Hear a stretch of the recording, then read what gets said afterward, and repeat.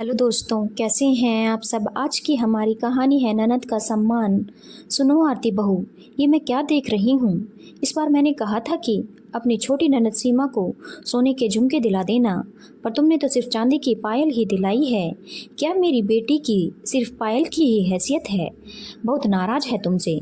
बोलती है, माँ मैं अब भाभी के पास नहीं जाऊँगी। आरती अपनी सासू माँ विमला जी की तरफ सिर्फ फीका सा मुस्कुरा कर रह गई।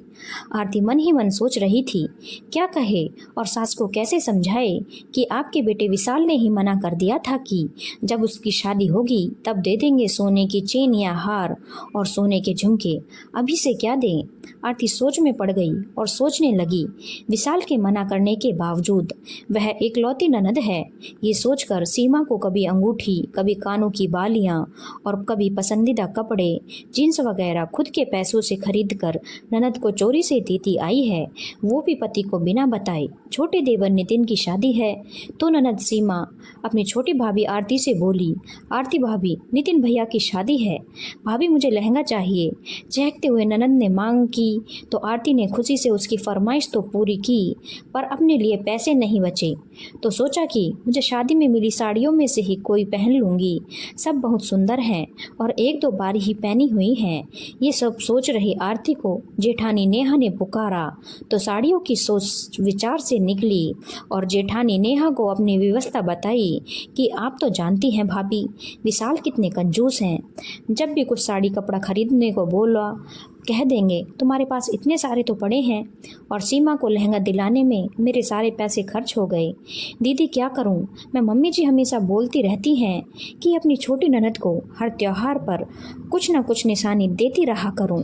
दीदी क्या करूं, अब मैं हमेशा ननद रानी को कुछ न कुछ, कभी सोने की बाली तो कभी झुमके, कभी कपड़े दिलाती रहती हूँ।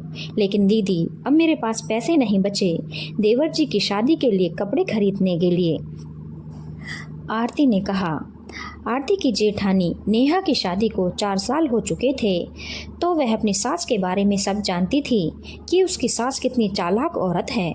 नेहा आरती से बोली, तुम जानती हो आरती, तुम्हारी शादी में कोई काम वाली नहीं लगी थी। सारा बर्तन झाड़ू बड़ी बुआ सास करती थी, उनको कोई हटाता भी तो नहीं हटती थी और बोलती थी कि मैं बैठी बैठी इतना भी नहीं कर सकती क्या। वो तो बस इसी बात पर खुश थी कि भतीजे की शादी है, भाभी ने बुलाया तो है।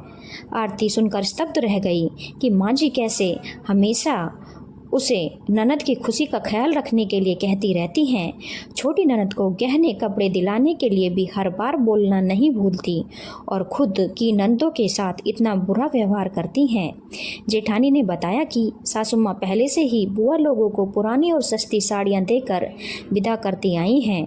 बड़ी बुआ तो चुपचाप ले लेती थी, कुछ भी नहीं कहती थी, पर छोटी बुआ से बर्दाश्त नहीं होता तो वो विरोध कर देती हैं। और जब माँ जी की बहनें आती हैं या भाई भाभी आते हैं तो माँ जी बढ़ चढ़ कर शॉपिंग करवाती हैं, एक से एक कपड़े साड़ियाँ खरीद कर उनको देती हैं, उन्हें खूब घुमाने ले जाती हैं। पर जैसे ही सुनती हैं नंदे ससुराल से आ रही हैं, मुँह फुलाकर बैठ जाती हैं। ससुर जी जब तक थे माँ जी का स्वभाव जानकर खुद बहनों से लेन देन करते थे, उनके पसंद के उपहार खरीदते थे, पर अब उनके नहीं रहने पर किसी भी बहन की भाभी के पास आने की हिम्मत नहीं है, ना इच्छा होती है। इसलिए कोई बुआ सास यहाँ कभी नहीं आती है, बाकी भाइयों के पास जरूर चली जाती हैं। ये सब बातें सुनकर आरती बोली कि दीदी फिर माँ जी खुद नंदों से अच्छा व्यवहार नहीं रखती तो हम बहुओं से ये उम्मीद कैसे रखती हैं कि हम अपनी ननद के लिए अच्छे से अच्छा करते रहें। तभी सास विमला जी आरती को आवाज़ लगाती हैं, अरे आरती बहू जरा मेरे कमरे में तो आना, कुछ बात करनी है। जी मम्मी जी। आरती बहू तुमने अपनी ननद सीमा को सोने का गले का सेट दिलवा दो, उसके लहंगे के डिज़ाइन के, और सुनो बहू साथ में 2 कंगन भी दिलवा देना। आरती भड़कते हुए बोली, माँ जी मेरे पास इतने पैसे नहीं हैं जो मैं इतना खर्चा करूँ, मेरे पास तो मेरे कपड़े खरीदने तक के लिए पैसे नहीं हैं। अब तक सीमा दीदी को अपने पास से मैं बहुत कुछ दिलवाती आई हूँ, विशाल को बिना बिताए। अब मैं कहाँ से करूं? माँ जी एक बात बताइए, आपने आज तक अपनी नंदों को क्या क्या दिया है? आप तो अपनी दोनों ननद से ठीक से बात तक नहीं करती हैं। जब भी वह आती हैं नेकाचार के नाम पर सिर्फ पुरानी और सस्ती साड़ियाँ ही हैं पकड़ा देती हैं और अपनी बहू से उम्मीद करती हैं कि वह अपनी ननद को अच्छे से अच्छा दे। मम्मी जी, आज के बाद मैं अपनी औकात से ज़्यादा कुछ नहीं करूँगी।